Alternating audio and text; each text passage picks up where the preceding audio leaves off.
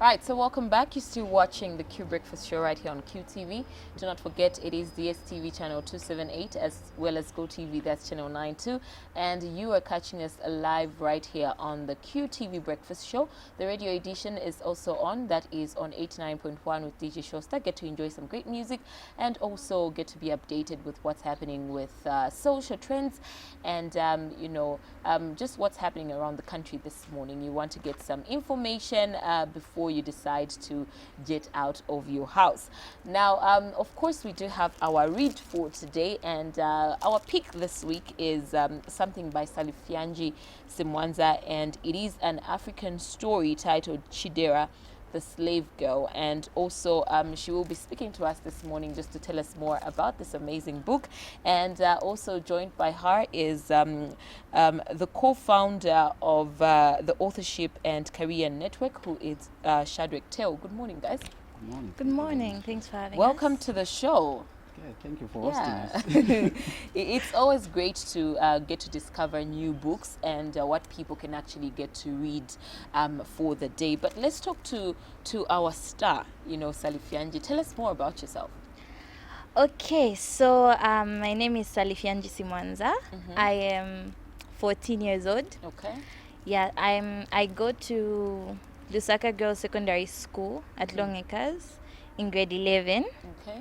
And I'm Zambia's youngest author of this book, Chidera the Slave Girl. And I'm a member of the Authorship and Career Network. Yes. So, Okay. yeah. That's amazing. At 14 years old, you're already writing books. Yes, actually, it just came to me. Yeah, just to write books, and I discovered I had the passion to write when I was in grade 9. Yeah, so. Okay, that's amazing. Now tell us more about your organization. What exactly do you do to help authors and also just help them in terms of careers? Right, so Authorship and Career Network basically looks at two aspects. There is the component of authorship and career platform. So in authorship, we concentrate on authors or writers or anyone who wishes to publish something. So what we do is that we empower them, even if they haven't started writing or they are somewhere in the middle of writing, or maybe they haven't even published it. So we help them to get established professional and promote them to the market. So the other component, which is career platform. So here we concentrate on skill development. So this is where we look at talented individuals and those with different skills, so that maybe, for instance, I can mention singers, dancers, and poets. All those people are part of this platform of career development. So what we do is this. The organization ACN is registered with National Arts Council of Zambia. Okay? So National Arts Council of Zambia has quite a number of activities that they do each year. Okay. So all those activities, as long as someone is a member of us, we are able to link them to those opportunities and promote whatever they are doing. So it's kind of it's a platform that deals with a lot of aspects in terms of skill development and career platform. So like for our case, which is authorship, the way we are working with her is that we are working on our book in such a, because the time she joined ACN, she had already published a book. Okay. So it was a different story for her. Yeah. Because usually the people that we get in touch with are those that are starters. They're just starting and we help them through. So for her it was different because she had already published a book and she needed that support of professional publication, as well as helping her to get on the market, connecting her to opportunities and everything else. So of which this is what we are doing. There's also another colleague of hers who is in Livingston, because yeah, as I speak to you right now, there's also a team in Livingston, and that's where one of our directors is also, who is the co-founder as well of ACN. So there's a a girl, 18 years old, and the book launch is about to take place anytime soon, maybe July or August, somewhere there. So for her, we also had that vision of launching her book, because she didn't launch the book. So this is the first time that she's publishing the book and it hasn't been launched. So it is important that we also help her to establish a perfect start like that. So we hope that we'll be able to plan for her as well in Lusaka and help her to get connected professionally like that. Okay, and this sounds like a very interesting story. Tell us more about it. How did you come up with such a story? Is it a fictional story? It's fictional. I started writing this book after I finished reading the book of Chinua Achebe, Things Fall Apart. So I was inspired by that piece of writing. So I decided I should write a book, and it should have that Nigerian touch. So since I watch a lot of Nigerian movies, those, like, they helped in terms of places, the names, the kind of food, and the other things. Yeah, so this book is about a girl, Chidera, the slave girl, who she used to live with her family in their village, and then their village got raided, and then after they got raided, she was taken to a village and became a slave there. Then the rest of her family went to another place. So she became a slave in that village for a few years, and then the prince decided to marry her.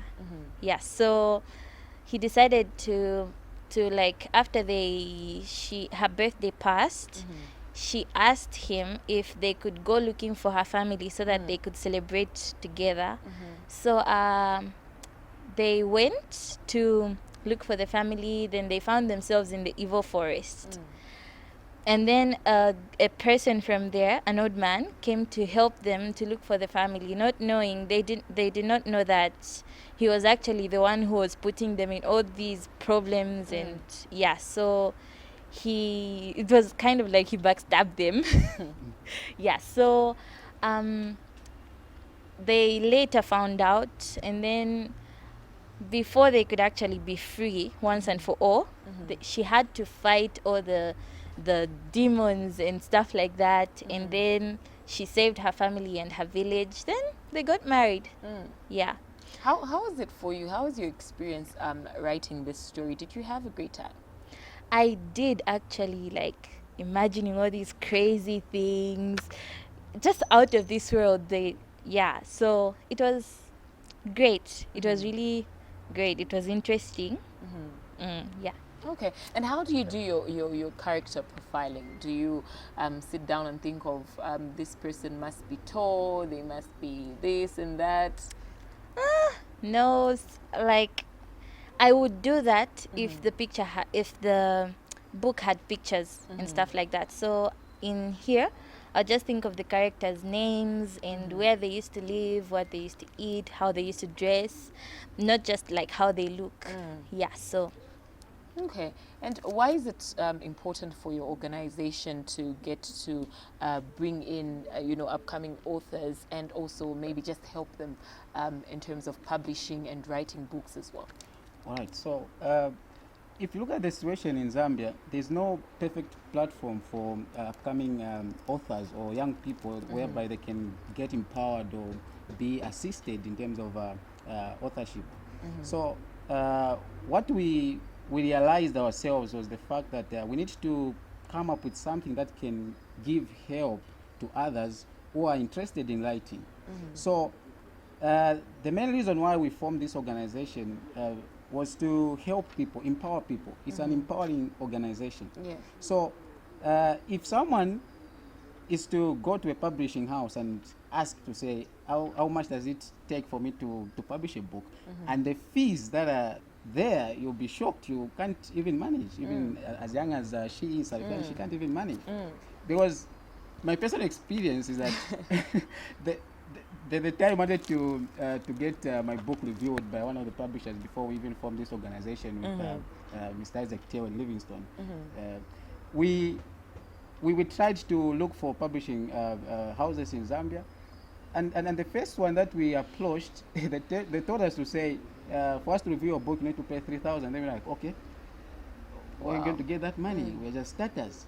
So it's something that we realize that it is missing in Zambia, and we need to promote that.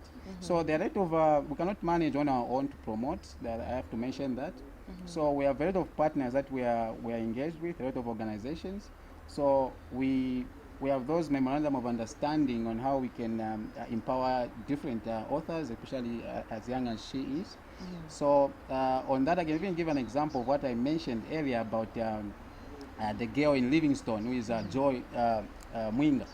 So Joy, when she published her book, there's an organization called Dreams that we engaged, and they came in and they supported and even sponsored her school, like until she's done. So even at the moment, Dream is still supporting the same girl, and these are some of the partners that we have, and we are getting to connect ourselves to more partners as well, so that we promote this authorship in Zambia, and we establish ourselves in Zambia in authorship, so that we get professional like that. So a lot of stakeholders are working with us, and we are yet to see how best we can make it very big and promote a lot of people in Zambia. But also, how's the reading culture in Zambia? I'll start with you, Salifianji. What do you think about our current, our status quo when it comes to the reading culture? Well, personally, I think the reading culture, it's there, people read, but it's not enough. Because since now there is a lot of technology, many people love to, maybe you find they are using a lot of their free time on Facebook, just, they are just reading their friends' profiles, or, they don't actually like take time to read a book or just an article. They wouldn't like read it. So the passion for reading in Zambia, it's there, but it's not enough. Yeah, that's on my part. What would you say is the problem, and what do you think can be done to improve the reading culture, especially among school-going children like you? The problem that's there is people think reading is boring. Many people, like, if you ask them like, why don't you read, or why can't you get a book and read from cover to cover? They'd say it's boring, or something would come up in, like, I would always just reach in the middle, I wouldn't finish the book. Yeah, so they don't have that commitment to reading a book. Yeah, so what can be done to improve the working culture is, or the reading culture is, maybe they have to find like someone to inspire them, or someone to motivate them, to push them to read, and maybe to show them that reading isn't all that bad. Yeah. Do you think reading should be compulsory in schools? It should, actually, yeah. Reading is something that most people should know. Yeah, because, yeah. Yeah. Shadwick, what do you think about our reading culture and how we are moving so far? Okay, so the reading culture in Zambia is very poor. It's very poor because the people outside even make fun of us to say we don't read, because if they write something, we can't even pick it from there, because we don't know the content of that, because I've never read.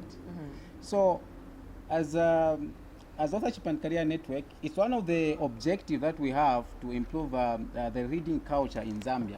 So there are a lot of projects that we have started working on, and I'll just mention just about two. One of them is the aspect of Young Authors Club that we have formed in schools. So we first formed the Young Authors Club in Livingstone at St. Mary's Secondary School. So this is where she even belonged to the same, because she's a young author. So Young Authors Club basically look at the school-going children, the school-going pupils, how they can start the culture of reading and writing themselves. So we pick talent from there. We have events that we do, a lineup whereby we promote some competitions of reading and writing. Whoever write the best essay, then we get to award them like that. Then we also encourage reading, whereby we produce certain magazines or books so that people can read, and even the way you read also matters. So we also award the best reader, the best writer, and all those things. So Young Authors Club is one of the platforms that we're using to promote this reading culture and the literacy, improving the literacy levels in Zambia. Then the other thing also that we do, of which we're yet to establish that, we're on the way of establishing some public libraries. Okay, so we are thinking of a situation whereby, because if we look around, we don't see anything that young people can be inspired with, whereby they go and they have that peace of mind to read, because whatever is happening around them is all these things that we see, people just playing around as children and as young people also, which is youth. They are just involved in a lot of things, but reading is not just one of those main things. So we are thinking of even those who are at school, because a lot of them don't read because they don't have a perfect platform or environment where they can read or find books to read. A lot of people in Zambia, a lot of young people, they don't have books that they can read, so you cannot expect them to read as well. So what we want to do is to establish some public libraries. Of course, this is in collaboration with stakeholders, and we're thinking of areas, especially those that are in compounds, whereby we can encourage those people, especially the young ones, who are just busy doing things that are not related to academic or improving their knowledge. So we thought of coming up with that, and we think that we can target areas such as Matero, as well as other neighboring compounds there. There's George and all those areas that need help in terms of the youth to get active involved in reading and writing as well. Absolutely. Now, as an author, what are some of the challenges that you face? So there are quite a lot of challenges, but I'll speak for myself. I know there are some of the challenges that we can share as authors generally in Zambia. I think the biggest challenge that a lot of people face is sponsorship. Is sponsorship. So you may find that someone has talent, someone has the perfect writing skills, but they cannot go anywhere because their writings are not published, and they cannot be known by others. So this is the biggest challenge, and we are looking forward to a situation whereby maybe even the government can come in this, where the government can come in and try to empower, make it a deliberate move, a policy or some sort, to empower the writing and the reading culture in Zambia through these programs that a lot of people are coming up with. So I can recommend the authors in Zambia, because I've been in touch with quite a number of authors in Zambia. So what they are doing is a good job, because what we just need at the moment, we have the capacity to grow the industry in Zambia. What we just need is to come together. We just need to come together and do things together, because if we hold hands together, we do big things. So the issue of working as an individual, I think that is not going to help us. But what is going to help us is to come together and strategize how we can grow the industry. It's not about me, it's about us. So if we can approach it like that, you'll be able to find out that the result will be better than what I can do as an individual on my own. Then the other thing I can mention also is about her, because what she did, she has talent, and the time I read that book, I was like, this is not from a 14 years old. There's a skill in her, and I said, okay, so what will happen if she give up? No one is ever going to get to the level of seeing her bigger plans and her bigger writings in the future. So this is a challenge that we have, because even in schools, you realize that the novels that people do read, which are the pupils in the time I was taking literature and English when I was in grade 12, all the books, the novels that we used to read were from Nigeria. Nigeria and the other European countries, Animal Farm, I think you know that. Yes. So the question that I asked myself was, why don't we have Zambian books? And due to my curiosity, I approached one of the lecturers at UNZA, University of Zambia, who is into literature. So I asked the reason, why don't you put some local contents in the syllabus as part of the curriculum? Then he said, there's a standard that we are looking up for, and we don't see that a lot of books qualify. So this was a very big challenge for me to say, we are not doing much, and what can we do to make our writing standard enough? And I agreed with him, because the standard of the books, even the book that she mentioned, Chinua Achebe, right? Chinua Achebe, you can even see the standard of the book and compare it with what we have. Quite right, we have good authors in Zambia, but what we need is to improve, and also to engage the government so that they know what we are doing. Because if we just improve our works and we know that, okay, it is perfect enough, but they don't know that it is perfect enough, we don't engage them, I think that's where the gap rise from. So we need to make collaborations, and we need to work work hard as authors, so that we perfect our works and meet the international standard. Absolutely. Salifianju, what are your future plans? Maybe 10 years from now, I see myself being a renowned author. I have published a lot of books, and You'll be 24 by then. yeah. And I'm a journalist. Yeah. Maybe 10 years from now. Yes. Don't say maybe. 10 years. Okay, yeah, 10 years from now. You're talking to a journalist. Yes.